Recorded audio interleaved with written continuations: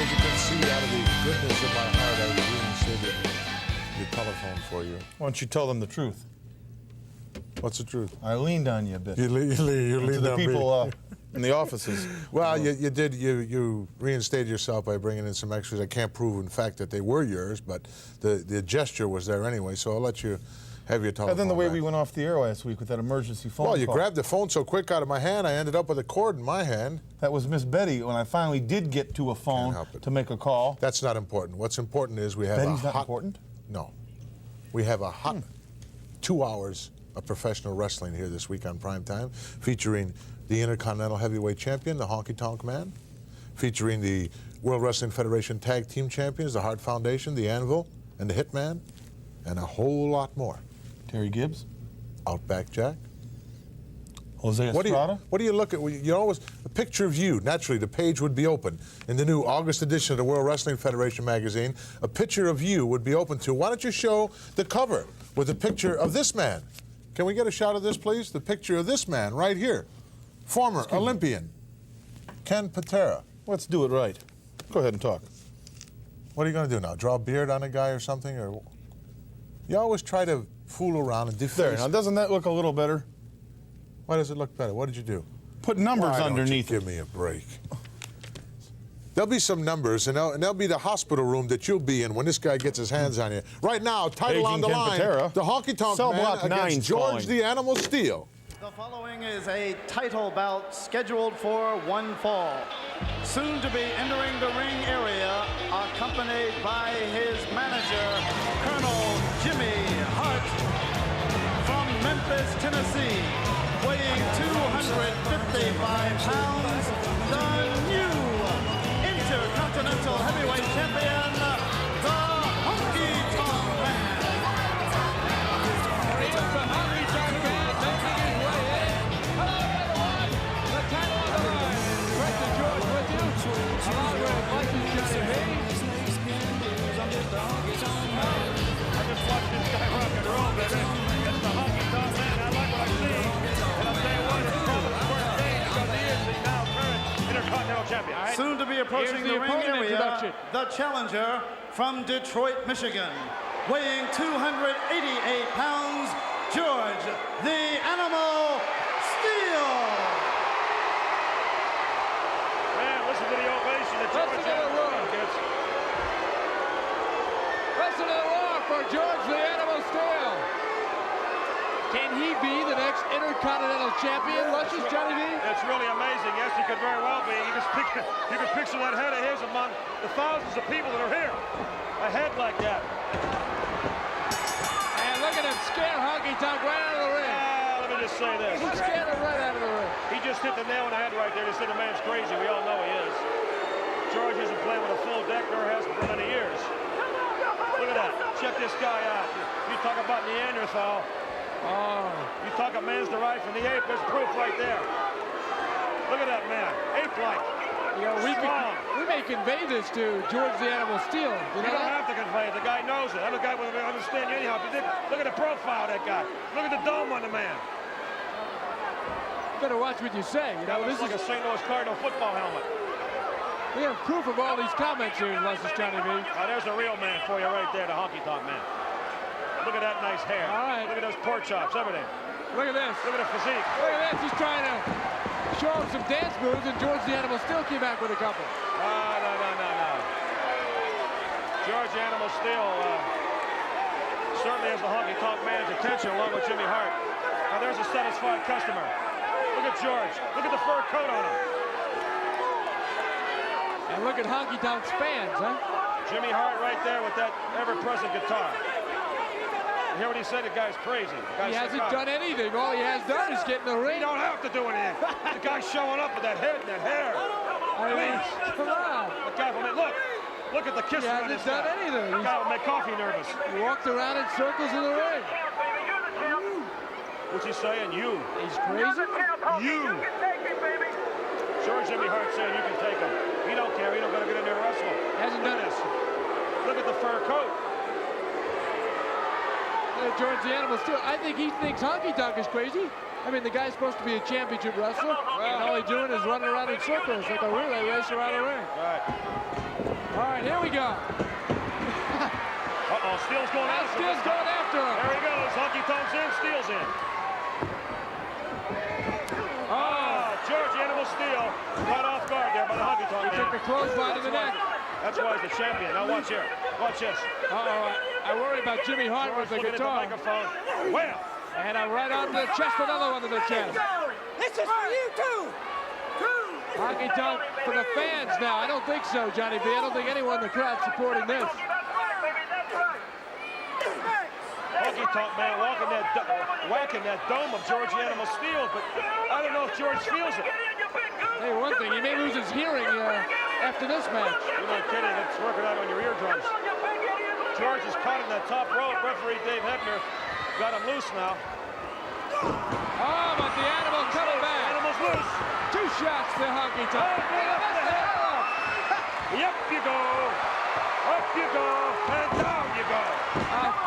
Ton of grease is on the ring canvas now for Honky Tonk's hair. Oh, the strength of that George Steele. Look, he grabs him. Up again. Greg, look. Oh. Another hard body slam. Now he's going after the mouth of the side. He may catch him. He may catch him. Guitar in hand. And George Steele saying, you, the green top of the Oh, he could get in trouble here. He's going after Jimmy Hart. You. Honky Tonk is in the ring. He chased him out of the arena. Referees keep counting. Up to If Steve 7. doesn't be careful, he's going to get counted out. And that's just what's going to See happen if he here. can race back here. That's just what happened. race. I told you. He counted Steele out. All right, let's pick it up. The winner of this bout by a countout and still Intercontinental Champion, the Honky Tonk Man. Well, you can't blame George the Animal Steele. He lost an eardrum practically with all that. You don't have to worry. berating. He's not going to catch the Colonel. That just shows you how stupid he is. Now turn the music on because I know what you want, and I'm going to give it to you. You know, you think Honky Tonk could get the message by this point that people can care less about this. Honky Tonk man wanted to get people to take the seat. They did expect the Honky to defend his title. Wait a minute, I got booked too soon. I think they take it away. That's that right there. Here comes the Animal Steele. And Honky Tonk doesn't see him. He's got a face on him. Jimmy Hart. Oh, look out, Honky.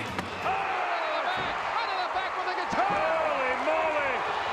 Alvin Steele. He missed with that swing. Hey, 1 for 2 is not bad.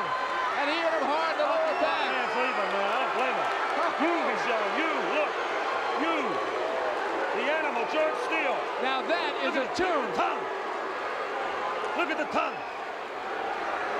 Greg, look at him standing with that guitar. I Look see at it. this. Look. And listen to the crowd. Look, he's looking at the guitar. He doesn't know what to do with it. Hey. That's the guitar. That's music, I Steele. beg to differ with you. There's a guy who can play that thing. Oh, he can't play that thing. Look at Steele. Look at him. Oh, no. George. That's the guitar. He's kicking the guitar of the Honky Tonk But man. listen to the sounds, Johnny B. That's the important. Wow. What kind of sound? Look. See, it's bad. Look. Did you hear the beautiful sounds from that? There's no music out of that. Look. He's yelling.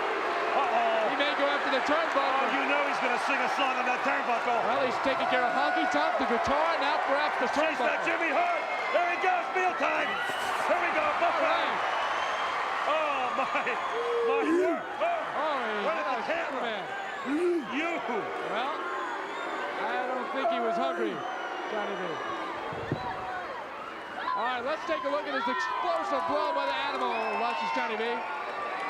Whammo. Oh, Man, he looks like Johnny Bencher. Eric Davis hitting this Honky Tonk man. Yeah. Gave him the home run crunch. He swings and misses for strike 2. yeah, So, no balls and 2 strikes.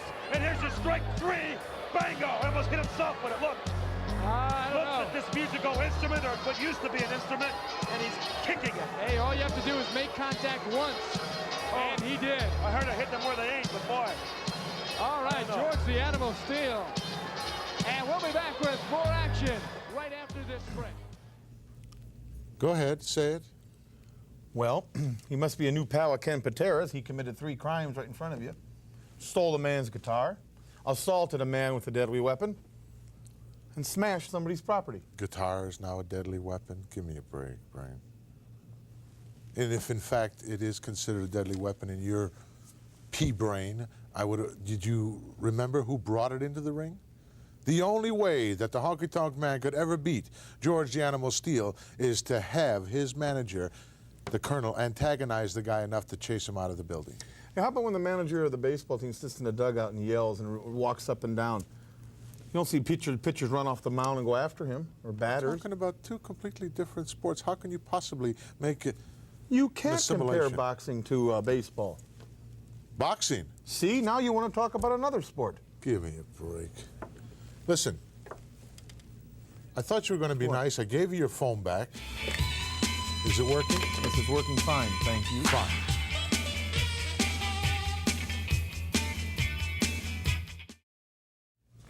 Well, last week we introduced you here on Primetime Wrestling to a most unusual and unique individual, referring to the $1 Million Man, Ted DiBiase, and some of the strange, in fact, ways that he has of getting things done by paying cash money. Says everybody, in fact, has their price. Everybody does have their price. You have your price. Yeah, what's my price? Would you consider shutting up for $5. You got it. Have you ever seen a more gorgeous specimen in all your life? No, sir.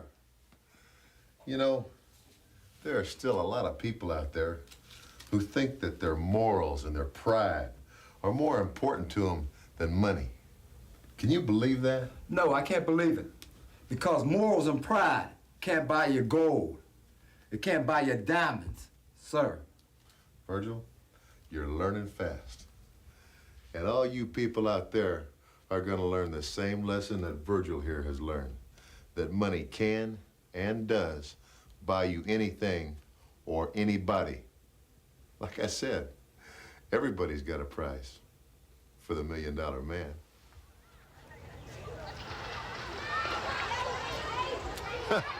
Bunch of little brats. Public pool, huh? We'll see how public it is.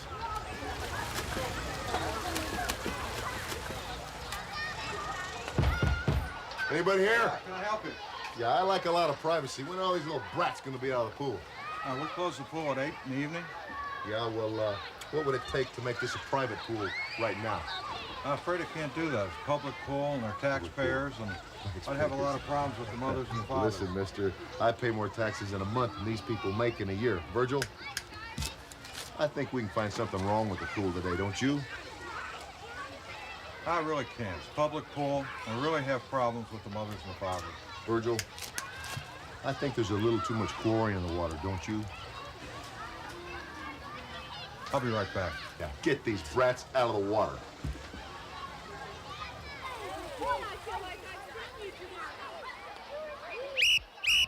All right, everybody out. The chlorine level's too high. We're going to close the pool. Let's go. Come on. Come on, you brats, get out the pool. All of you, come on out. Out, come on. Let's go. Hey, you two brats, I said out of the pool now. Get out the pool, come on. It's time to go, let's go. Let's clear the pool. No Everyone out. Let's go, out. I did too. I came here to swim, not to be shouted at. Yeah, we the dumb old brats. Come on, guys, get out of the pool.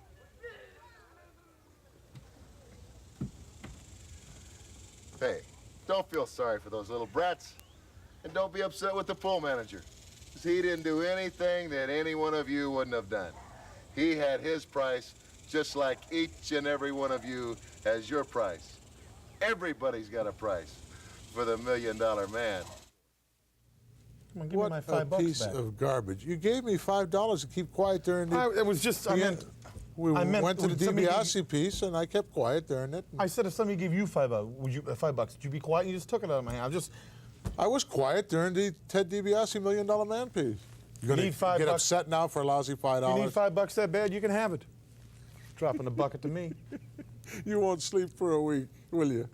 I like the look on those little kids' faces. They were Yeah, wasn't that disgusting? See, their parents should have got a proper education. Had they got a proper education, they'd have a good job. They wouldn't have to swim with a bunch of other little What are you nobodies talking in a about? pool. It's a They public could've- pool. Right.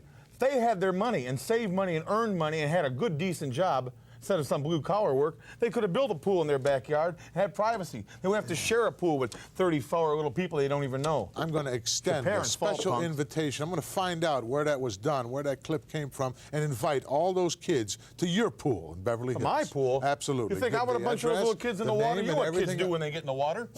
Too bad for you. Talk about the chlorine level. I love it. We'll be back with Outback in a moment. Michael. The bat unleashing. Look at this, Irish Ripnall reversal by Outback. Oh, big bat drop. Whoa, was he up there? Look at this, Brain. What a golden opportunity for you. What? Would you mind? On the phone, Mr. DiBiase. I understand that. Teddy, I'll call you back. What? Extraordinary opportunity here in this latest edition, the August edition of the World Wrestling Federation magazine. A chance to have lunch with a champ, Hulk Hogan. Well, that would be thrilling. Have him stick you with the check? No, he wouldn't stick you with the check. Give me a break. I'd like to have lunch with him. I'd like to have him in a big pot of oil. Let's go to Outback. Outback Jack. Wrestling Thunder from Down Under, you bet. I think Danny Poffo's been around here. Well, it might be. Coaching the fans. Jose Estrada not impressed by Outback at this particular point in time. No, he wouldn't be, because he's a very, very capable man.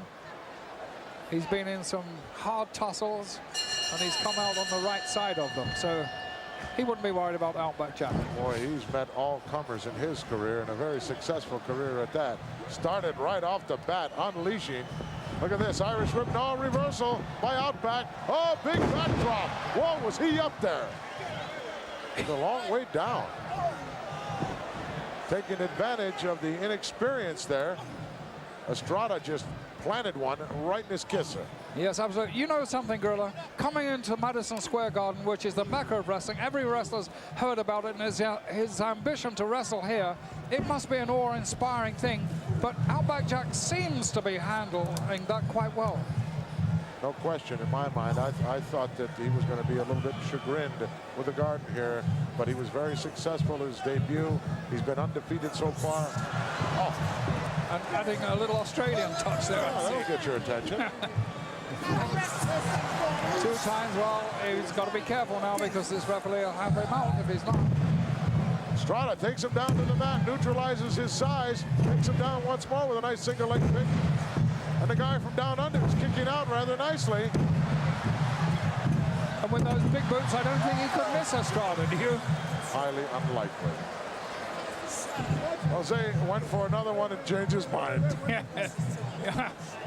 Outback Jack seemed to say to the referee, I don't need you. Stay away a little bit. He's not exactly a handsome person, is he? I don't think we could categorize him in that particular vein, Alfred. He's missing a few molars and incisors there. Yes.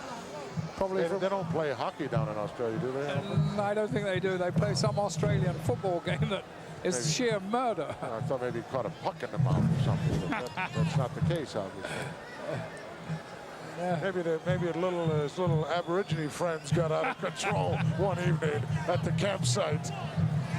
Right now, Estrada doing a number on the big guy. He's got him reeling. We haven't seen him really placed in this position very often. Oh, excuse me, late lunchtime. Referee admonishing Jose. A little bit late now. It is a little bit late, because he seems to have done considerable damage there to big Outback Jack. Estrada uses those ropes to his great advantage.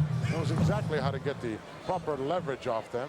Yeah, and this is a big test for Outback Jack, because he has got to beat this man to continue his run here in Madison Square Gardens, because they don't take losers here. Well, not only does he have to beat him, Alfred, he has to beat him convincingly. Yes. Show strength and a handful of ears, shall we say. And that's one way to start it off. Build up from there. Might have got the guy from Down Under riled up. Showing us that power. That's brute strength, because I don't believe he knows what the inside of a gymnasium looks like. No, and look at those boots going into the midsection of Estrada. Very, very weakening. Big power slam. Slam, but not a power slam. Dropped an elbow on him. Nice. Over for the cover. 2, no. Estrada comes out the back door. take more than that to put this guy away. Yes, I think so. Headbutt right into the La Banza, the bread basket. Yeah. Estrada can do those things that you're never going to expect. He's a very seasoned campaigner. He's got a lot of tricks up his sleeve. There he goes again. Oh, he's going all the way up this time. Look at the balance. Planted him. 2 count.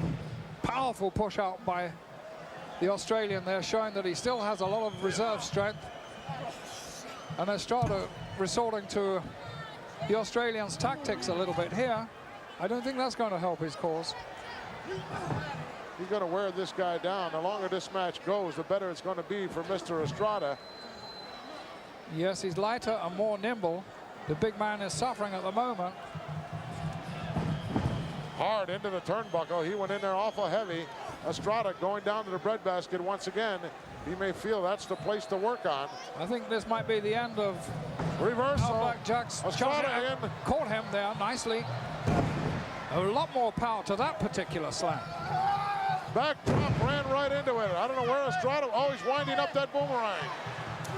He nailed him from behind the neck with the boomerang, driving the head down into the canvas. Hooks the leg, goodbye. A question of time there until Jack nailed him with that boomerang. Didn't catch him with a full blow of it, but it was the head being rammed into the canvas that really knocked Estrada for a loop, because the boomerang really didn't find the mark. No, it was the follow-through that did. Let's go up and get the official word. Here is your winner, Outback Jack. Outback Jack chalking up another one here in Madison Square Garden. And Estrada hasn't had enough. Well, he's very foolish, because Outback Jack has stunned Estrada. I can only say that he doesn't know what he's doing, Estrada, because Outback Jack will definitely finish him off this time. Well, this one's not over, obviously. No. It is over for all intents and purposes. I think so, because it is over. Estrada, yes. Discretion, the better part of valor. As he leaves the ring, extremely upset. This guy ecstatic about the victory. Plus, he's going home with the winner's share of the money. And that's what counts. You got it right.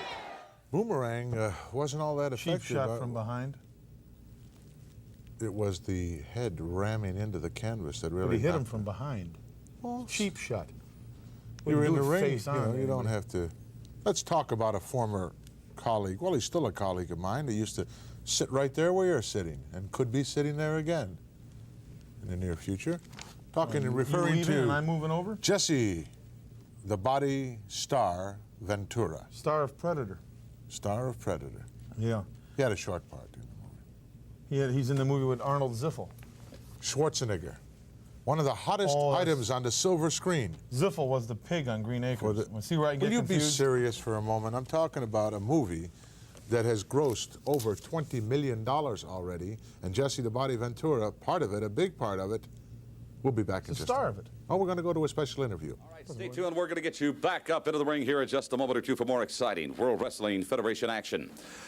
I've got to bring in these two young gentlemen. They comprise the Can-Am Connection. From Canada, from Quebec City, is Ricky Martel, his partner from Minneapolis, Minnesota, Tom Zink, the Can-Am Connection. And still a lot of people shocked at what happened in front of a national television audience, Rick, when Bobby Heenan announced that he was going to be managing the Islanders, Haku and Tama. Yes, we are still shocked. And everybody, the world's still shocked. And I heard that right now the Islanders are living the good life. They're enjoying themselves.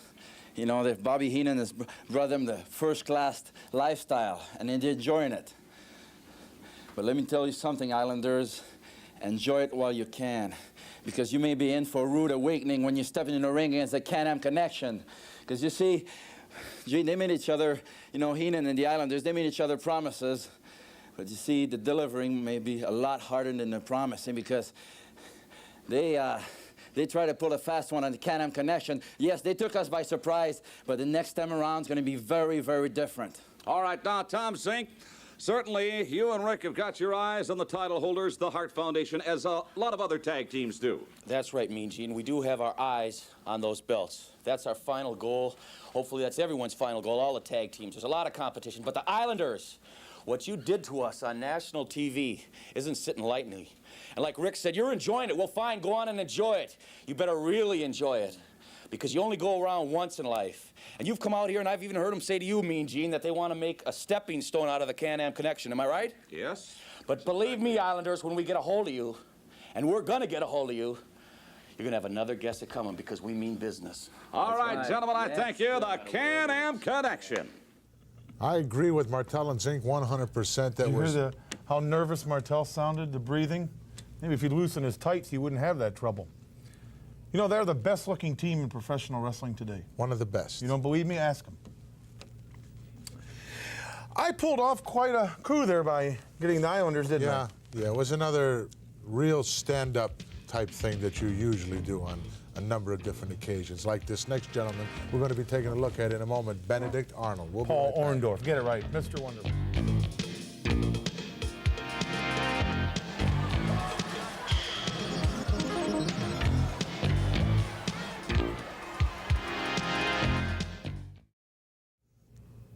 Well, take a good look at it. Actually, that doll looks better than Mr. Wonderful does in person, as far as the muscularity is concerned. I'll tell you something, Brain. Of late, since his sort of hiatus from the World Wrestling Federation for a while there, he's sort of wishy-washy since he came back. I don't know. He's not the same old Benedict that I knew. He's Mr. Wonderful. Well, you know, a lot of people are mistaking Pete Rose for Mr. Wonderful. Let's go to ringside as Benedict takes on Billy like Jack that. Haynes in the Spectrum. That must be In the ring from Tampa, Florida, weighing 252 pounds, Mr. Wonderful, Paul Orndorff. The opponent, soon to be entering the ring area, hails from Portland, Oregon, weighing 246 pounds, Billy Jack Haynes. What a test for the guy from Portland. He's had a standing feud going with Mr. Hernandez, Hercules to be more precise. And now right in the middle of that, he's thrown in against this guy who on any given evening can take anybody out of the picture. Well, I see Orndorff is delivering a few words toward Billy Jack. What's going on? Orndorff is he's pointing at Billy Jack. He's got a lot of complaining about the forearm support, maybe.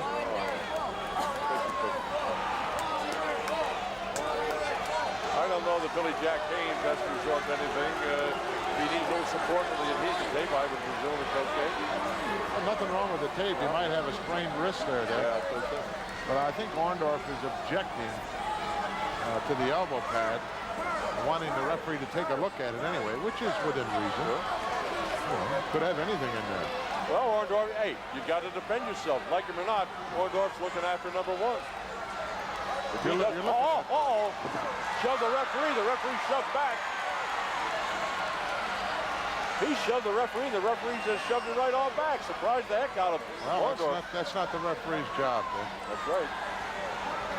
But they've been hassling back and forth, and Orndorff must come in here with a short fuse, I'll tell you. Always has. Yep. Maybe shorter than usual. What are you going to do? Flash this ball? What are you going to do, man?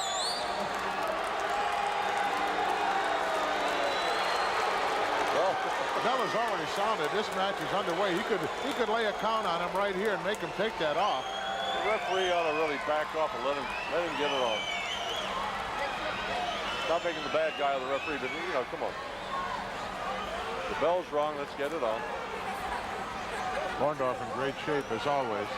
Never seen him when he wasn't in shape, Dick.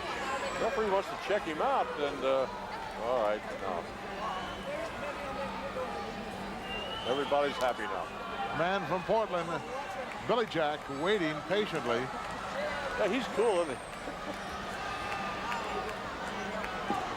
Oregon Grown was the legend on his jacket. He sure is. Grew pretty doggone big.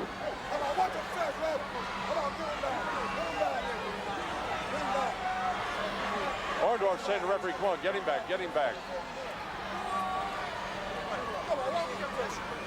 Orndorff is smart, though. He knows how to use the referee or any psychological ploy. They can make contact now, man. Don't get in the middle of those two. Well, the experience definitely, the edge goes to Orndorff, no question in my mind. Oh, nice head scissors. Look how quick Orndorff came out of that. And so did Billy Jack Haynes. Very quick. You can't predict anything here, fans. 1 second, things are going for one wrestler. It turns around just that fast. Like two bulls tying up. For sure, pushing and shoving. Look at battle of strength right now. That's no finesse, just pushing and shoving. Look at it. Looking for the leverage, looking for the open move. We got the big wind-up tonight, looking ahead a few. King Harley Race and the Hercules against Hulk Hogan and Ken Patera in a tag teamer. Oh. Well, y'all remember what went down here last month in the Spectrum. Direct result of that. King came back and clobbered the champion. Look at the referee. That's not his job at all, Dick. Absolutely not. He's going to wear himself out.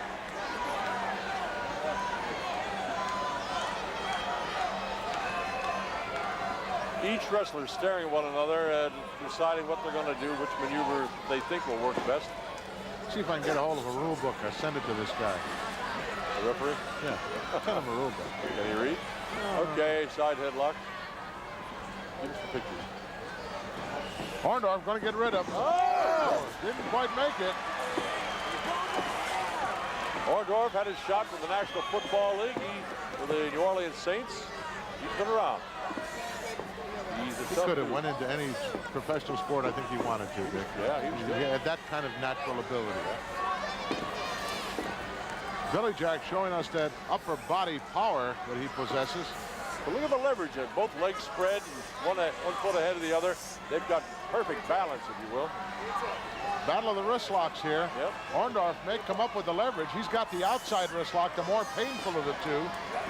And he's taking control with it. Oh, look at it. Oh. Look at the bridge here by Haynes. Oh, man, look at that. Look, right back up again. You can't believe it. Woo. Now, side headlock on Orndorff by Haynes. I think Mr. Wonderful just got some respect for Billy Jack right there. Yep. You see that? He was about level, and all of a sudden, back up again he came. What about straight? Still maintaining a side headlock into the ropes and maybe breaking it. All right, Orndorff turns his back. Did a 360. Yep. Orndorff didn't like that a second. Might have hurt his head. So he bailed out. I don't know that I blame him. Orndorff got nailed. Did a 360. Was going to do something clever there, but Billy Jack just came off of there so quick that Orndorff wasn't ready. He did that for sure. Caught it in the kisser, then came right down on the back of his head.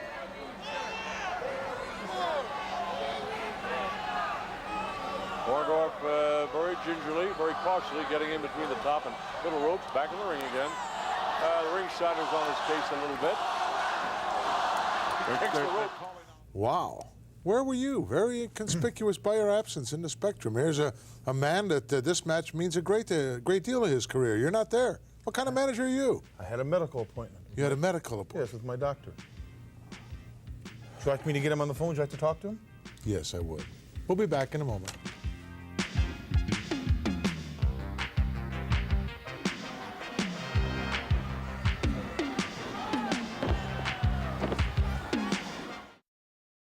Get him or where you don't get him. And incidentally, we go on the road again, I'll make the car reservations. That little Izetta you had waiting for us in Chicago was... You know, I don't like traveling with you either, but I had to get to that place. Let's go back to ringside, matching the Spectrum, and see if Mr. Wonderful can do any better. I'd like to speak with Dr. Takes that with a passion. And man, the fans, when they know they got you, they stay on you. Sign one of the ringsiders. Paula is something is yours. I don't know. The fans really get on your case. They spot a weakness and they'll do it to you. They're entitled. Nothing seems to faze the guy from Portland, Billy Jack. No, he's very calm, seemingly calm. He's learned that since being here in the World Wrestling Federation. He was very excitable when he first came here. You got to pace yourself. Oh, boy. Nice block on the right hand. He gives Orndorff a shot to the head. Orndorff kind of crawling over to the corner. He says, come on, ref, something. Well, the referee turned his back to him, warning both these guys about, I guess, the open hand as opposed to the closed fist. And that warning maybe went heated or unheated. Who knows? Oh! Billy Jack laying a little false move on Orndorff. They're yelling, Paula, Paula, Paula. He doesn't like it. No, he doesn't.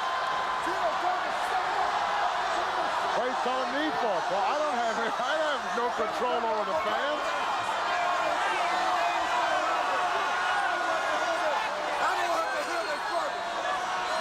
Orndorff saying he doesn't have to hear this garbage, but we don't have any control over that. The only way to quiet the fans is get it on. To forget about it, ignore it. If you can. Easy to say sometimes. Those fans, every athlete has rabbit ears. I don't care. It depends how you react to them. Billy Jack moving in on him very cautiously, but trying to set something up, it looks to be. It spoils your whole trend of thought, and you got to be a thinker out there, Dick, if you want to be successful. Lining ahead. When you're worried, look at this. They're on him now, but good. Yeah. If this could swing now, Billy Jack backed away. I'm not saying he should have moved in, but here's a knee, there's an elbow. Billy Jack down. Orndorff on the move again. Takes an elbow, gives him an elbow shot to the head. A lot of Orndorff fans out there as well, Dick. Yep. Oh, they're mixed, I'll tell you. Some like him, some hate him, but that's the way it is. Quite a wrestler. Takes Billy Jack's head off the top turnbuckle. Going to take him over the other side of the ring. Whoa! Nice block. Blocked it. And it reverses the procedure. All right, no time. 3 times the head off the top turnbuckle. And the legs turn to rubber. There's a shot to the head by Billy Jack Haynes. Orndorff runs for the timekeeper's position.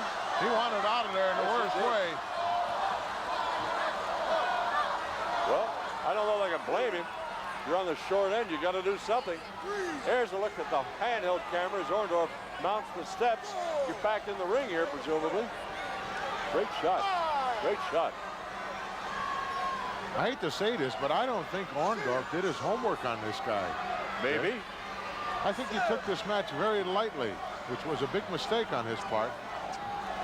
Well, one guy might take it lightly, and the other guy may be super up, and there's the difference many times. Orndorff is studying concentration at this point, and so is Billy Jack Haynes. Oregon against Florida. Put it that way. Okay, he's still being distracted. He says, get back, get back. He's got his eye on somebody in the 4th row there. Yeah. He says, get back, you silly goose. Oh, the fans are on in for good. And they're loving it. Orndorff on the short end temporarily, at least. There's dropping elbow in the back of his head. Billy Jack on the tear. Timeout. Take a tasty break, huh? Not likely. There's Jack still waiting on him. I don't know why. The referee. Oh, he's leaning against the ring. Against the rope. He's pretty close over there. Yeah. That one leg was underneath the bottom rope. Couldn't see from our Looked like a little kid there begging for timeout. For a cookie or something. I wouldn't buy that from Orndorff. Absolutely not. Like a snake. Like a kid, you kidding? Oh. Side headlock, maintaining control, Billy Jack. That's what it's all about. If you lose control, you usually end up losing the match. There's a little side headlock on Paul Orndorff. He's going to try to lift, it seems, and he did. Uh-oh. He didn't turn loose, though. No, he didn't. He held up. Look at the pain. He's still. Oh! He's rattling Orndorff's cage, man. Just shaking that head through all the pain he just had. Oh, I tell you. Never seen anybody actually beat with a side headlock, but I've seen it set up an awful lot of things there. Adds a lot of pressure to the head, the ears. The neck, the shoulders, Yep. and in the case of Billy Jack Haynes, the master of the full Nelson, it's right up his alley. Could be that's the coup de grace. He slaps that on you, and gets those fingers locked in there, you can forget about it. I don't care who you are. Well, he's made off the ropes, breaking it. Shoulder drop takedown by Haynes on Orndorff. He ducks under. Oh! Leapfrog, a beauty. And another one. Oh! Orndorff, a beautiful maneuver. Saw it coming and just fell down. And Billy Jack had no place to go but the other side of the ring and nobody home. Hard to reach up there and grasp the air. He was in midair, nothing he could do about it. Orndorff just bailed out. Nobody home. But they're both stunned. I'll tell you, it's been a battle. Oh, caught him with a clothesliner. Down goes Billy Jack. Orndorff hanging off the top rope, shakes his head. He's not in great shape either, but at least he's on top. He'll drop an elbow. Oh, yeah. Caught him right on the throat. Oh, mercy. Orndorff very dangerous right now for him. He gets you in a compromising position. There's a no let-up clause, I think, in his contract. The key is knowing when you got the other guy going and don't let up. Dropped another elbow in the back of the head and neck to Billy Jack Haynes. Orndorff, a tough dude, setting him up. Look, he's measuring him. Just measured him.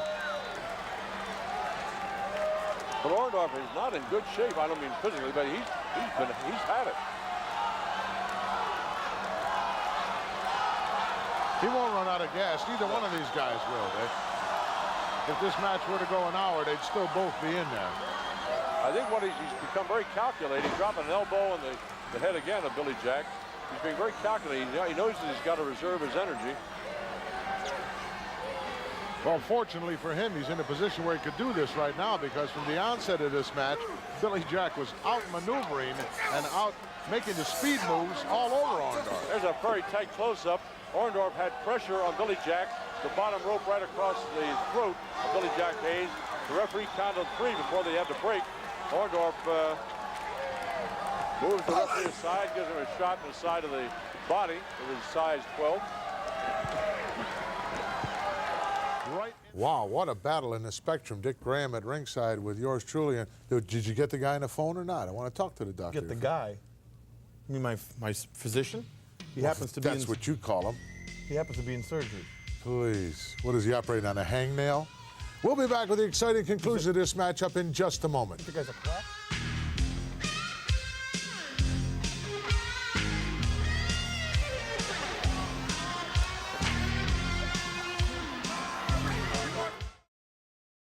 Well, Orndorff got the upper hand in this match, just as you got the upper hand in a number of places that I know of, by gold bricking, by pretending to be injured. Right now, we're going to take you back to the Philadelphia Spectrum, Broad and Patterson. Let's see the conclusion. Ribs area. There goes the cotton candy man, Dick. Yeah. My lady Joanna likes cotton candy. She should buy a few for her. Gorillas like cotton candy. Short whip it, caught him with an elbow right in the sternum. Goes for him. Not going to get him. 1, 2, kicks out, kicks out. Orndorff with a front face lock. He's using it as a choke right here. Oh, he's got him now, but it is definitely a choke hold. The referee doesn't see it. Counting anyway, but Orndorff covers it up beautifully. I don't aim hard to buy even the referee to see this a choke hold. Used the body beautifully to cover it. Billy Joe. He said, mercy, why did I leave Oregon? Sucking for air right He now. really is. He really is. Trying to get some air. Orndorff measuring him, Gorilla Monsoon. Looks like a quarterback out there. He's waving him around. He wants to see him patient. Oh! What a caught him with a roundhouse. Yeah, roundhouse right to the jaw. And down went Billy Jack. Orndorff right on top of the situation. Dropped the knee on him. Oh, man. Right to the midsection. Well, the fans are on Orndorff calling him Paula again. At this point in time, whether it has any bearing on this, I don't know. I don't think he hears anything. I don't think so. He's not thinking about that anymore. He's thinking about survival here. He feels that he's on a roll, and maybe so. I would too if I were Orndorff. He's done some very good things, believe me.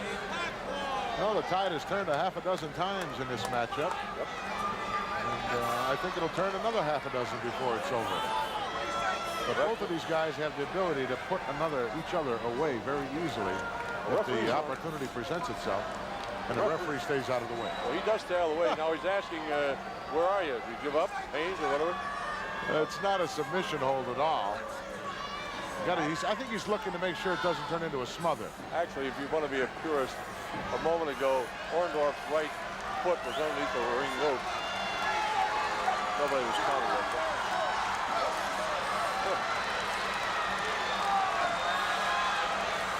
Orndorff staying with the chin lock. There's the knee to the midsection, the ball to the back, right in the kidney area. Taking a lot of the starch out of the big guy from Portland. Yep. This has been a long match. Long matchup. No, it started out as a 20-minute time limit. We can't be too far away from that right now. Been grinding it out, grinding it out. Both guys looking for an opening, chance to put the other one away. And we're getting some great camera shots. These guys will be wanting hazardous duty pay, though.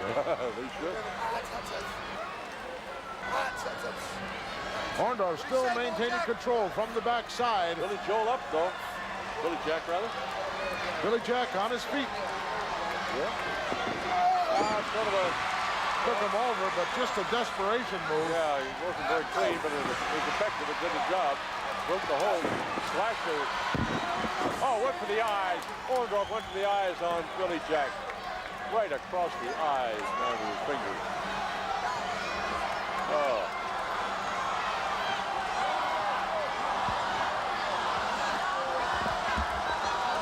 Chan throwing out Paula, but he's not listening to that anymore. Irish whip by the big... Oh, beautiful drop kick.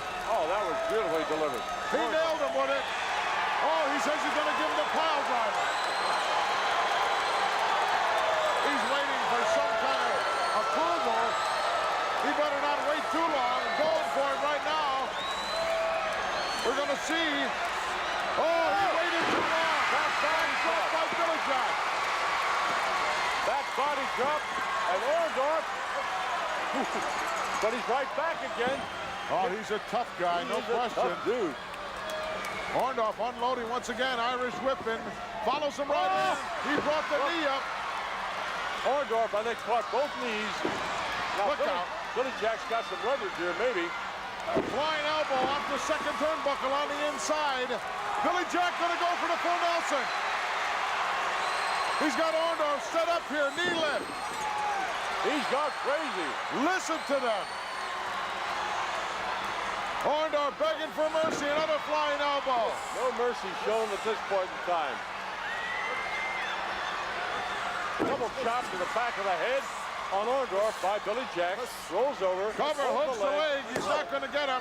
Orndorff too close to the ropes. He had the bottom rope in his hand. That's all she wrote on that one. Had to break. Look at, now here's where Orndorff is really dangerous, Dick. He gives you that saggy body like he's out of it. He's not. Going to work upstairs now. Billy Jack unloaded with everything in his arsenal except that full Nelson. Oh! Throws him outside. Orndorff grabbed him by the front of the tights, pulled him off balance right between the top and middle rope. Outside with Billy Jack. Inside is Orndorff trying to get to his feet. On one knee, but Billy Jack knows see. All right, there he is. There's a shot. Down on the concrete, not the place to be here in the Spectrum. Billy Jack trying to find his way back in. Look out. Off the knee, down he goes. Orndorff not letting him get back in the ring. Orndorff shaking his head. He's dazed. Look, he's wobbling. His knees seen a lot of action tonight. Look at the fight and the guy from Portland. He's coming back. Oh, shoulder drove it downstairs. Haynes ducked a little bit as Orndorff came at him at the ropes. Whoa! High sunset flip from the outside. He's not going to get him. Orndorff come out of there right at the last minute.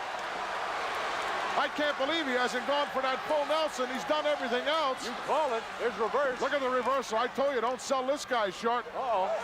Oh, he couldn't hold him up there. 1, 2. He got out the back door. Orndorff was lucky on that one. Close, man, close.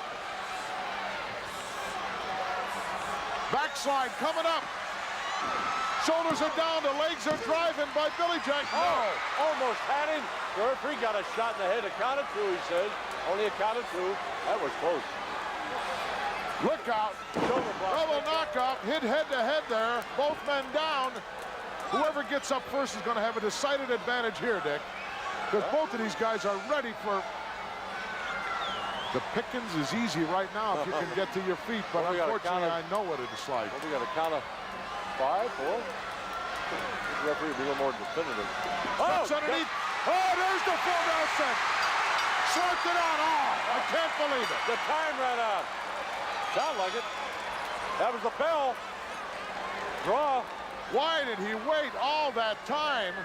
You called it. You said 5 minutes ago he should have put that on him. Golden opportunity for the big guy to get a very impressive win. He didn't do it. Ladies and gentlemen, the time limit on this bout has expired. The official decision, a draw. What a battle. Is he a jerk or is he a jerk? Paul Orndorff is your guy. How can you talk about him? Billy Jerk. He waited all that time to put on his finishing move, his full Nelson. Well, the match went a full 20 minutes. It wasn't until about 18 and a half that Mr. Wonderful attempted a pile driver. But what? What? Maybe. Where's the doc? Is he too busy to call you back? I'd like to speak to the guy. Why are you so darn concerned with my Because health? you're ripping everybody off, telling everybody you're hurt when in fact you're not hurt. I am hurt. You're not hurt. I am hurt. I don't see you when you make this move and turn the other way. You're not complaining about your neck. Only when you think about it. Because I'm gutting it out in here. Oh, please. The gutless wonder, indeed. Gutting it out. We'll be back I have with some water, Hillbilly please? Jim I have to take some and medication. Little Beaver in just a moment. Don't go away. Paul Glass.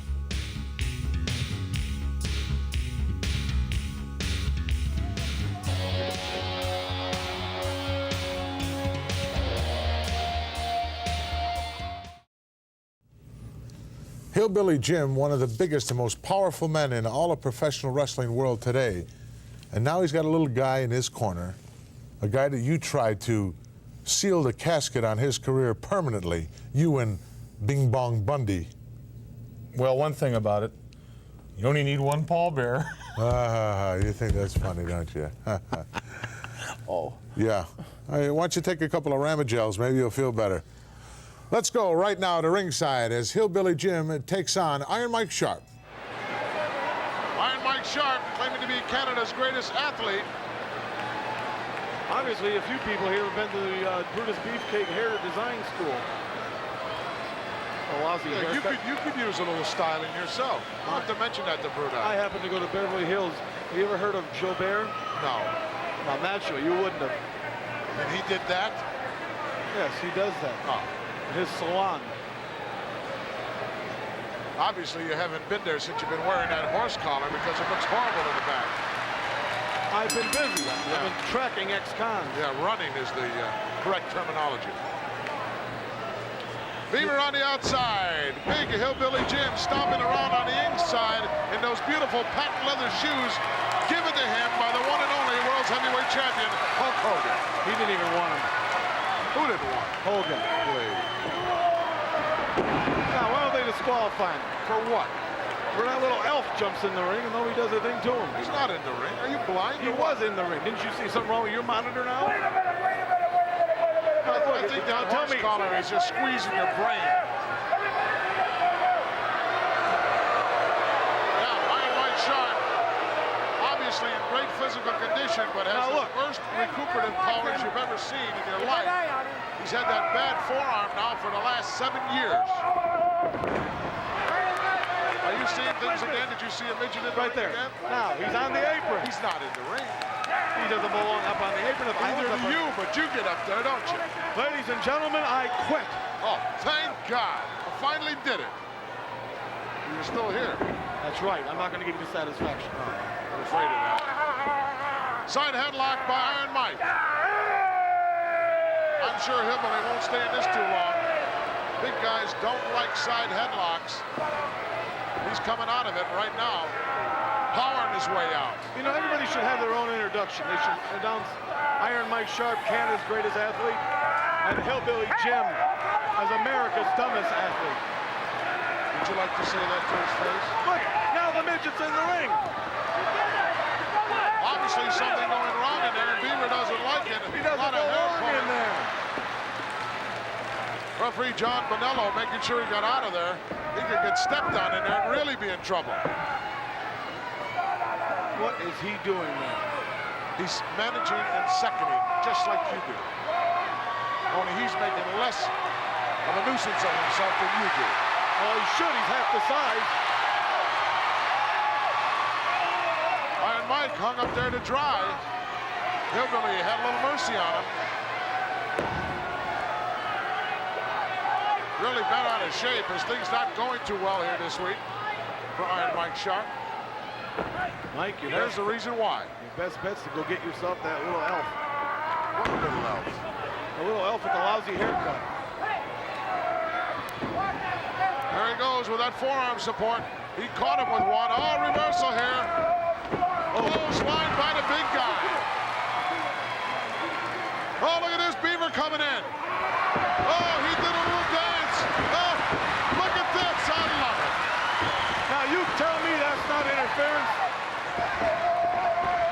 What damage could he possibly do to Iron Mike Sharp?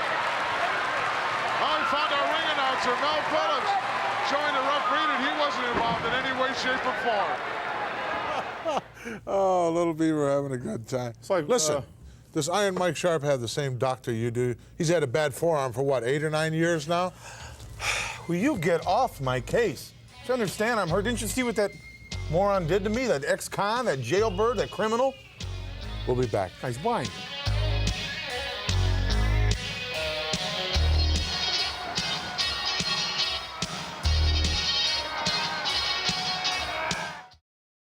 Don't like midgets, never did. It's quite obvious after you had King Kong, but you can imagine the kind of shape this guy's in to come back after something like that. It was only several months ago when he got smashed by the... I'd rather not even go into it anymore. Let's go back to action in this particular match. Take a look at Little Beaver again. I don't want to see midgets. Little Beaver, quick as a cat. I can't believe how you would condone something like that. I thought it was fun. Bull Nelson, not going to be able to hold it. His Hillbilly with that awesome upper body string just breaks it, turns it around and grabs one of his own. Look at Beaver saying, bring him over. Beaver saying to the referee, I didn't do nothing. Look, Beaver got his moccasin. Oh. He whacked him right in the kisser with it. And a big roundhouse right by Hillbilly. Iron Mike, go get yourself the midget. There he goes. Well, Beaver's smart enough to get into the ring when he saw him coming. There's no way, shape, or form Iron Mike Sharp is going to catch Little Beaver. Did he Beaver out of that? Or weasel out, or whatever he is. Yeah, he weaseled it. You said it. He weaseled out of it. Oh, look at this going for a slam. Doesn't have the proper leverage. Going to strength to get the big guy out. We got Hillbilly just planted him. Probably got 300 pounds of horseshoes in those pockets.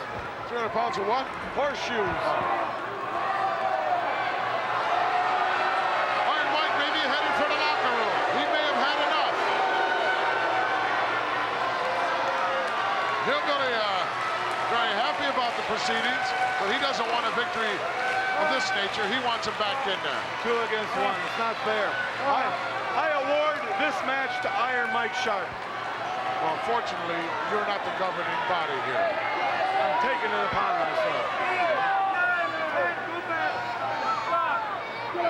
Listen, in case I can't make it here next week, you wouldn't mind terribly if I send a substitution in, would you? It would be a nice... You send Rush's Johnny down here whenever you feel like it.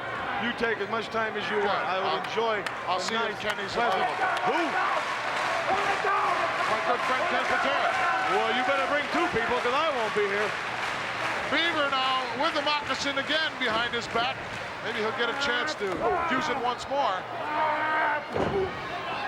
Iron Mike missed his opportunity. He had a chance to go to the locker room. He should have went directly there. Why does he let that little elf stand there? He's not really doing anything, Brian. Let's be realistic. Oh, he jumped in the ring. He's a licensed wrestler. You're a licensed manager. You jump in the ring. Head scissors by the big guy from Mudlick. Whoa, right between the eyes. Boy, he's come a long way here since his beginning in the World Wrestling Federation under the tutelage of world champion Hulk Hogan. Hogan, obviously. Oh, yeah, Beaver's in there counting him down. Look at that. Trying to get the guy's attention. Hillbilly dropping the elbow over for the cover. No, Sharp comes out the back door. That's Beaver's favorite way. Winding him. Whoa. Put his head down. Made a mistake here, perhaps. By the big guy. Look at this, reaching into his tights. What's this, Brain? Probably too embarrassed to ring the... Oh, look at Beaver! Trying to take a chunk out. No way he's going to catch him. Ran right through the legs of Hillbilly. I love it. Hillbilly style. Hillbilly just whacked him with his own forearm. Why don't you dig into your pocket and pay him? You Hey, who? declared Iron Mike Sharp the winner. Why didn't you give him the winner's purse? I'm not the promoter. Well, you declared him the winner on national Oh, he television. should have been. All Beaver did was come in here and hit him with a moccasin, bite him. What was he interfere in the match. doing when he was stuffing something down into his forearm support? It probably came loose and he was just cinching Before it up. long, you'll be stuffing things down into your neck support as well, I would assume. You know, Hillbilly Jim is really a nice guy, though. He's not as Go bad. ahead, lay it on me. I know you're going to say something derogatory. He took Little Beaver home the other day and let Little Beaver ride his dog. He's a pretty big-hearted guy. I notice you're nodding up and down very well. The pain's not bothering you That at all. happens Why to don't you be- just take the thing off and be done with it? That's exercises my doctor gave me to do. Do you like Monsoon? You the host? Works fine. A little painful, but I can gut it out. Goldbricker indeed. Right now we're going to go to a special interview with luscious Johnny V and the Hammer, after which we're going to bring you the Islanders. Ah, my team. Ow, pain. Well, Gorilla Monsoon and your, what's the name of the other guy that works there? Bobby Weasel, what? Oh, Bobby Heenan. Oh, Bobby Heenan, they can't call him Weasel. Johnny V, come on in along with your new dream team. You're proud as punch of these boys. Proud is the way, huh? Why wouldn't you be proud? Look at Greg the Hammer Valentine here. Look at that robe the man got on. You think that buy that thing down Sears or somewhere? You think you're some half-wit kind of a Chinaman somewhere locked in it? What do you mean, hey? That's the sign of dedication. That's me telling you, or rather Bravo telling Valentine, baby, I'm dedicated to you. Man, I'll be there if you're in trouble. Greg's telling him it's a connection. It's a situation where it's teamwork. It's like the inside of a Rolex watch, understand? These are things that's going on. There is communication going on in the dream team. And Brutus Beefcake, you eat your heart out. You can cut, but you can't go do nothing else, baby. You're gonna cut yourself right out of my life. But I'm not done with you yet. You know, time is going by week by week, and you see that fruitcake going on national TV, putting guys to sleep and chopping their hair off. Well, time is ticking, but I guarantee when the hammer down gets you down in our position, you're gonna be crying, brother. I guarantee that. I'm a justice of the peace, just You know, in it's a case. shame, Mean Gene, that we gotta waste our interview time on Brutus Fruitcake. That's it. But every time I look at my manager, I look at him in disgust. I'm embarrassed to walk down LaGuardia Concourse waiting to catch an airplane. I am too. Because everybody thinks he's some kind of pervert, some kind of deviant. But you know something? This is what Brutus Beefcake, this is what he did to the man that took him all the way to the top of the mountain. Made him a champion. Yes. Made him what he is today. Oh, yes. No respect, Fruitcake. No respect. You see that shirt? Yes. Stamp out Beefcake. Look. Stamp out Beefcake. No Beefcake. No Beefcake. Okay. We're gonna break his legs, Gene. No Beefcake. I like the Both haircut. of them. I like the haircut, Johnny V. No Beefcake. All right, stay. Easier said than done. Stamp out First beefcake. of all, I'd like a proper apology from Mean Gene Okerlund, calling me Weasel. He's in no position to call me anything. He's 4'8", his eyes are gone now, he's lost his hair, he combs his hair with a washcloth, and he's gonna call me names? I thought it was very appropriate myself. You're upset now, but you'll be happy in a moment because we're going to be back in a moment with Islanders. the Islanders. That's what I said.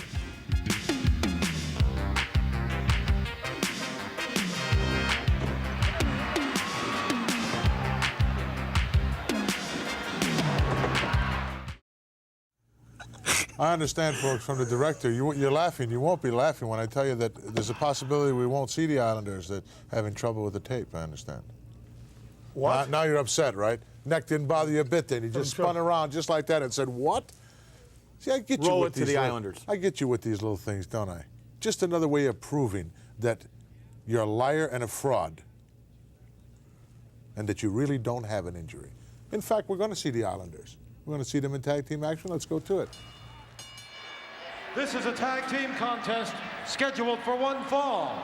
In the ring to my right, at a total combined weight of 477 pounds, introducing from New York City, Jim Powers. His partner from Dallas, Texas, Scott Casey. And their opponents, led towards the ring by their manager, Bobby the Brain Heenan. From the South Pacific, at a total combined weight of 501 pounds, here are Haku and Tama, the Islanders. What a tag team matchup we have for you. Hello again, everyone. Greg DeGeorge ringside, proud to be joined by wrestling's living legend Bruno Sammartino. Bruno, what can Bobby Heenan do for the Islanders, in your opinion? Well, for sure, he's made a lot of promises. When he got him signed with his family, as he calls them, he's promised them, no doubt, bigger matches, possible crack at the title. Who knows what Heenan promised? Heenan promises the world. Doesn't always deliver, though, as we know. Well, that's true. A lot of talk, but look at the champions, and you don't see any under the Bobby the Brain Heenan family, do you? That's correct. Jimmy Hart doing quite well. Bobby the Brain Heenan has been a lot of talk and really little action. But nevertheless, these two, when you talk about Haku and Toma, they've always been a great team. But since he has taken over as their manager, they're even more devastating because, as we've often seen, they use such illegal tactics along with other great skills, and that makes them that much tougher. They do seem to have picked up a viciousness, sort of a killer instinct. Jim Powers trying to level Tama. Good drop kick by Powers. And a body slam. Hey, Jim Powers looks good. Look at that arm drag. This Jimmy Powers has progressed so much in the last couple of years. I'll tell you, and his partner, he's got a good partner in Scott Casey. So they should be giving the Islanders quite a bout. Well, you talk about determination. You certainly see it in Jim Powers as well. Absolutely. Well, you know, if a guy like Powers and Scott Casey can upset the Islanders, you know, that would do wonders for them in their career. So naturally, they go in there, they're all fired up because this is the kind of match, if you think the score an upset, would just be great for their future. Good point. This is a big match for them.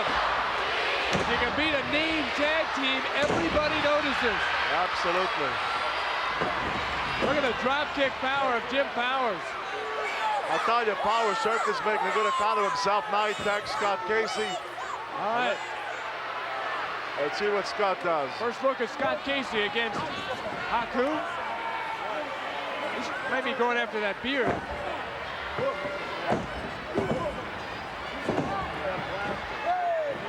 Now Casey has a hold of the arm of Tama. Oh, good reversal. Nice move by Casey. Beautiful reversal. Yes, sir. Scott was very quick. Very impressive move by Scott Casey. Very quick move. He reversed it, hip toss, and he got Haku, and I think surprised him quite a bit. And look at him. I don't know what illegal tactic Bobby Heenan is claiming from the side, but what else is there, I guess? Huh? Yeah, well, you can't expect anything from Heenan. Look at this. Perhaps. Thomas says, let's just wipe the slate clean and shake hands. That's a dangerous move. It could be that Haku and Toma might have underestimated Powers and Scott Casey. You know, you ever get caught in this, trying to shake someone's hands, and all of a sudden they turn around and wrap you in one? No, I don't think, because anytime I went in the ring, you know, if I was in there against a good, clean, scientific wrestler, I could trust him with a handshake.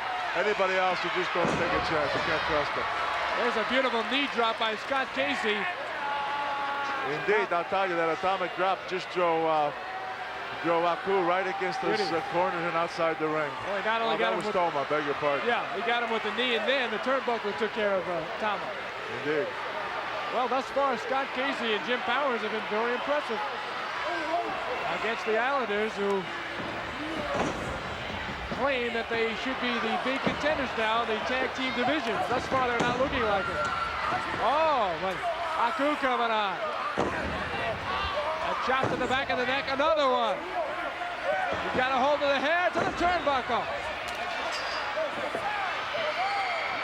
Top rope. Oh, he got him with a chop in the back of the neck.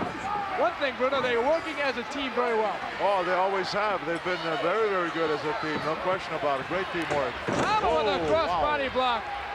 What a body block with a forearm elbow to the side of the head. He may put him away. No, what I like about it is they have kind of short shifts, and they're very fresh when they come out. Indeed. You notice they've been tagging left and right. Now Haku with a couple of chops. Casey trying to fight back. Can't do it. Well, he's wisely trying to tag out, but thru caught him. Uh-oh, look at that.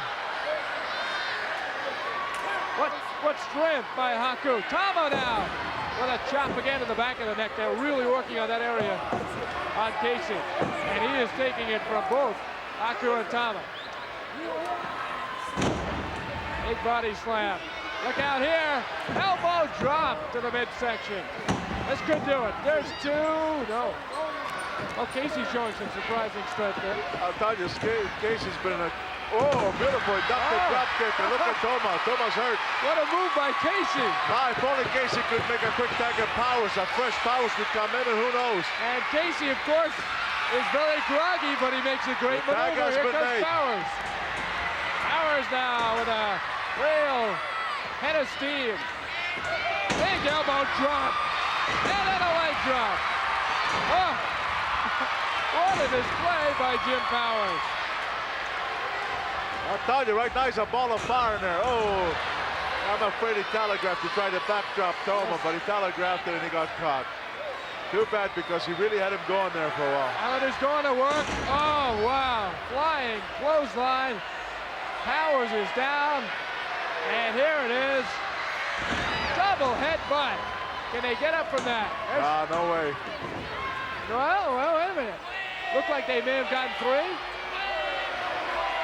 I believe they got the count. Yes, they late did. call, but they apparently got the three count. Let's pick up the official word.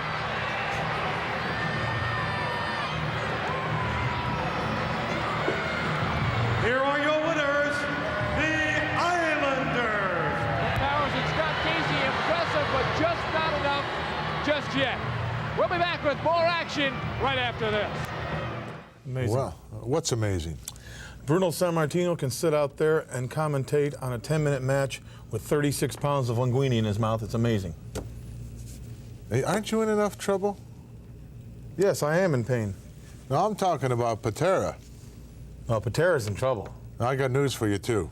I also got word this week from the Slickster that, in fact, you guys better keep your hands off of Bam Bam Bigelow, that he's signing them up. What? You heard. You heard. The Doctor of Style said, in fact, that he is negotiating with Bam Bam Bigelow and for the rest of you guys to take a hike ski. Well, that's tampering. What do you mean Because it's Bigelow tampering? belongs to me. I'll tell you something, It's Slickster. Bigelow, for your information. That's what I said, Bigelow.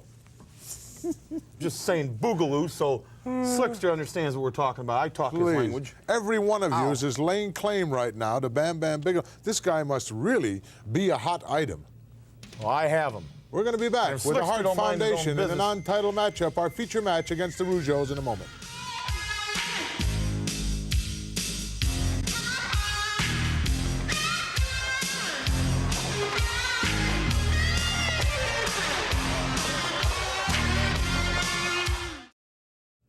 Feature time this week here on Primetime Wrestling. The Hart Foundation, in fact, in a non-title match, they refuse to put the title on the line. I don't blame them because the Rougeaus have the ability of taking the title at any given night. Well, let's get down to what this is all about. The Rougeaus haven't earned a championship shot yet. Well, I think they have. Boy, you're turning that neck better all the time. See, you forget about it every once in a while, don't you? No, I don't. But the more I move it, the more I use it, the better it's going to get. I'm Sure. just trying to get well. Let's go to ringside for our special tag team matchup as we take you to Maple Leaf Gardens, Toronto, Canada. In the ring at this time, at a combined weight of 495 pounds, here are Jacques and Raymond, the Rougeau brothers.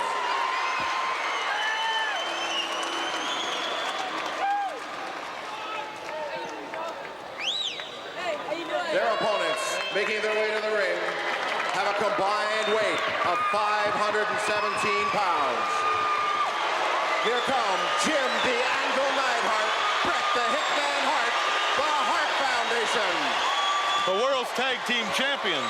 World Tag Team Champions, indeed, the Hart Foundation, the Hitman and the Anvil here in Toronto's Maple Leaf Gardens. Gorilla Monsoon, along with Bobby the Brain Heenan, and very conspicuous by his absence, that little pipsqueak, as you like to refer to him, the Colonel, Jimmy Hart. I don't know where he is, and I could care less. I did not hear the ring announcers say that this was a title or a non-title matchup. I'll check that out. Would you check that, please? We'll find out very shortly here if, in fact, the belts come to the timekeeper's table or they go back to the locker room. I just talked to the ring announcer.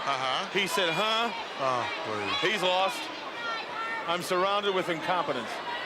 I'll find out. Jim, is this a title match or non-title? Thank you, non-title. Why, just because he said it's a non-title? He's the world's tag team champion. Give me a break. You should know better than that.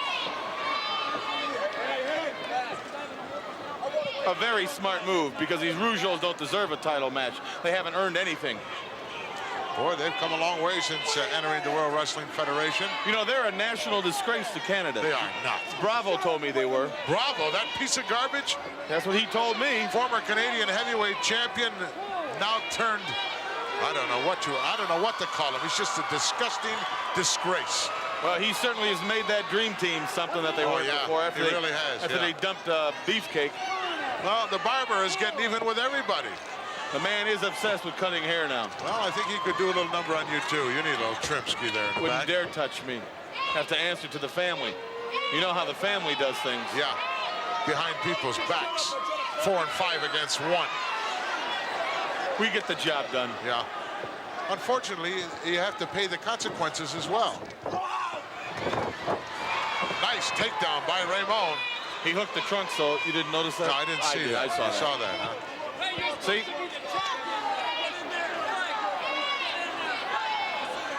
I saw it. I didn't see it hit. No, I didn't see the trunks. Yeah, the Anvil's going to pull him up for him there. I'm surprised he didn't complain about a hair pull. That's his favorite. Hair pull. We'll see that now, maybe. He gets forced back into the ropes. I guarantee we'll see it. Hitman went downstairs. Irish whip coming up. Scooped him up over the top. Goes Raymond. Look out. Roll up coming up. Nice move by the Hitman, but waited too long and he's gone. Oh.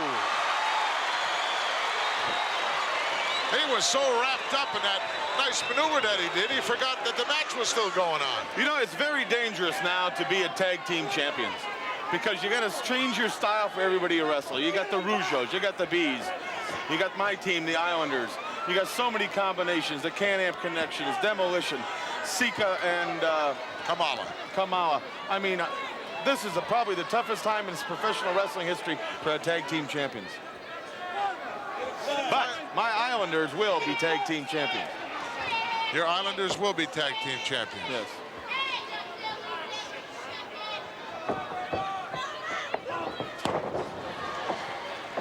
You know something, these Rougeaus, that's the first legal tag I've ever seen out of these two. You know, Monsoon, these Rougeaus pride themselves on being a fast, accomplished team. They can get in and out of the ring quicker than anybody. What they do is they do a lot of it behind people's backs. They're not really that accomplished as a tag team. Oh, yeah, they're brothers. They grew up together. They probably both swiped toys when they were kids. Oh, beautiful high crossbody by Jacques, and almost got him. Hitman finding the going a little rough. He used the hair that time, I believe. Oh, yeah, sure.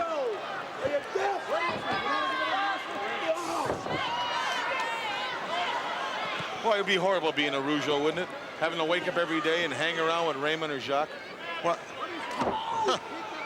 glad I don't have to wake up every day and hang around with some of the goofballs you got in your stable, family. The big guy comes in and gets caught as well with a nice arm drag. Oh, I have a lot of personalities in my family. Oh, yeah. Sure do. The King. Sure. Bundy. Andre the Giant. Yes. The Islanders. Orndorff, Mr. Wonderful. Benedict Hercules. Hercules. How'd you like to hang around with Herc for a week? Oh, please, give me a break. I need about 3 cases of Ramagel to do that. To go. To go, yeah. No, drop down by the big guy. Oh, from the outside, the Hitman. What a shot right in the kidney area, I believe. And the tide just turned that quickly. Well, that clothesline wasn't all that effective as he had both hands on the top rope, luckily for him. He managed to hook the rope. However, he just staggered back into the wrong part of town. See, that's where Brett should have kicked that hand free. And now the big guy, the Anvil, taking advantage of the situation.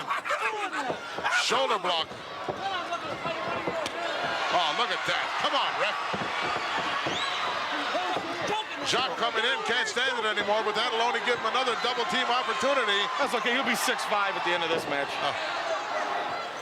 He'll wear a size 3 shirt. Well, I'm trying to convince World Wrestling Federation President Jack Tunney that we need 2 referees in these tag team matches. Nice backbreaker, well executed by the Hitman.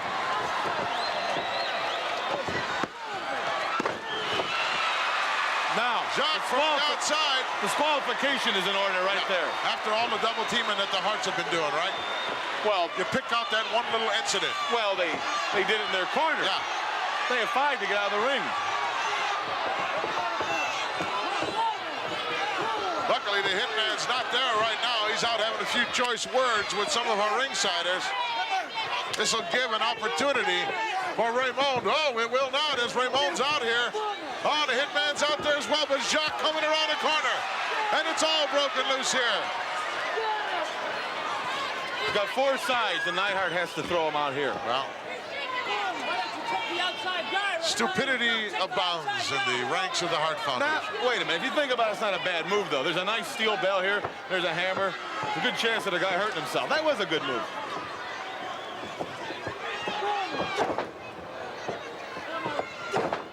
Tide has turned in this match, and Rougeau's having it their own way early on, but now it's the Hart Foundation to oh, sunset flip. Too close to the corner. He made the tag. Raymond doesn't have a clue that he did. Raymond, neither does Jacques. Neither of them have a clue.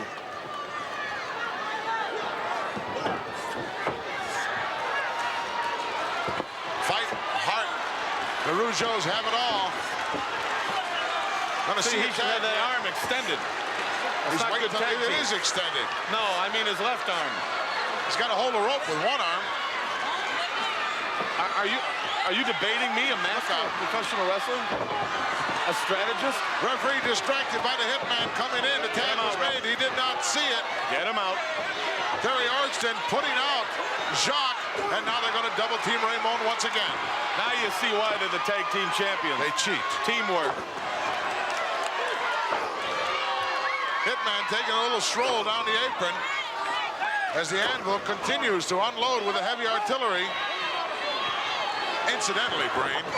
Oh, look at that shot. Nobody home. He made the tag, and the Hitman is in, and so is Jacques. And on fire. Oh, look at that. The Anvil trying to get involved. Double knockout.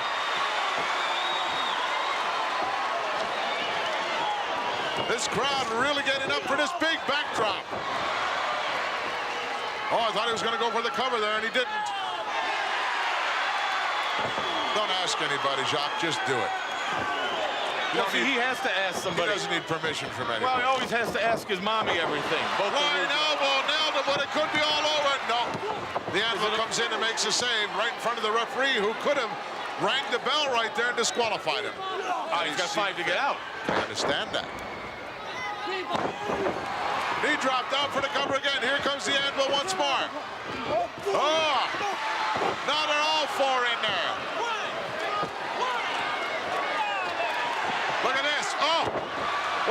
clothesline from the blind side by the Anvil. He got him. That's why they're world champions. He didn't get him fairly, but he got him. Doesn't matter, he got him. They outsmarted the referee. And the Rougeau, which isn't real hard to do. Here are your winners, the Hart Foundation. Hart Foundation getting the Duke on this one. Not a popular decision and a very shallow victory at that. Listen to the Rougeau's whine. They won that just the way they won the titles from the British Bulldogs. But they're the champions of the world. Let's go back and take a look at the miscarriage of justice here in Toronto's Maple Leaf Gardens. Bad officiating. If you want to put the blame on somebody, don't blame the Hearts because they're smart and they outsmart Here it comes. Referee lost control as all four men were in there. The Anvil comes around and lowers a boom on him with a nice clothesline. The Hitman hooks the legs, and before Raymond could get in there, it was lights out. He caught him with a good shot to the lungs. I like that. Yeah, terrific. Plenty more action still to come here. From Toronto, we'll be back. That is, in fact, why we need 2 referees in tag team matches and 6-man tag team matches. Because let's face it, it was obvious to me during that match that when the Mouth of the South, the Colonel, and Dangerous Danny are not at ringside, the Hearts leave a lot to be desired. They beat the Rougeaus, which isn't real hard to do, but they beat the Rougeaus, so let's... They stole a victory from Jacques and Raymond. They didn't outright beat anybody. I believe they didn't outright beat anybody to become the champions. They beat the British Bulldogs. No, they stole the title. It was handed to them on a silver platter by Danny Davis. Can I tell you what Danny Davis told me about that? Go ahead. He said, if you remember, Dynamite was out on the floor. How can I remember? How would I remember what Danny Davis told you? Well, I mean, if you'll remember the match. Oh, I remember the match. Go ahead. Dynamite was laid out on the floor. Danny Davis was down there. You know what he said? Dynamite kept asking him, count faster. He didn't want to get in the ring. You're lying. You're lying. I'll tell you what Danny Davis told me. He wouldn't lie to me. It's an out-and-out lie. I believe him. You know why Dynamite Kid was laying down there, because he was clobbered from the backside by the Colonel with a megaphone. He makes that claim, but You didn't see that, right? Well, Why don't you put your glasses on? Maybe you could see it. Don't need We glasses. got a light blow out here during the break. Kenny? Kenny. Oh, no, you didn't turn around. You didn't have any trouble turning around there, did you? Neck wasn't bothering you a bit. Right now, we'll take Wait a look. minute. What? If a man just came out here and almost took your head off, and we left you in the condition I'm in, and you yell his name. You're perfectly all right. There's nothing wrong. There's That's nothing right. There's nothing wrong with you.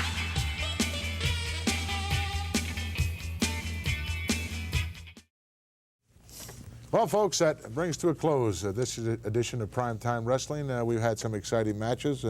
We saw some unusual things take place. And next week, there might be some more unusual things, perhaps. Like what? Well, you made a statement that maybe you'd bring your doctor here and try to confirm this alleged injury. No alleged injury. You were right there when Patera did it to me. Yeah. You want my that was a doctor long here? time ago. You want my doctor here? It might be a nice gesture on your part to try to prove that you're not I brought you X-rays. I brought you everything. You Now I are gotta gold prove it? bricking. Absolutely, in my book. Had it with you. You'd have to prove it to me. I'm going to prove to everyone out there that this particular thing right here is not necessary for you anymore. That this is gold bricking. Look at this. Ring around the collar as well. We'll have to have this thing checked out by some veterinarian whatsoever. Is he gone? Is he completely out of the studio? Well, if he doesn't bring this doctor next week, there will in fact be one here, because I will produce one and prove once and for all this guy's a fraud. See y'all.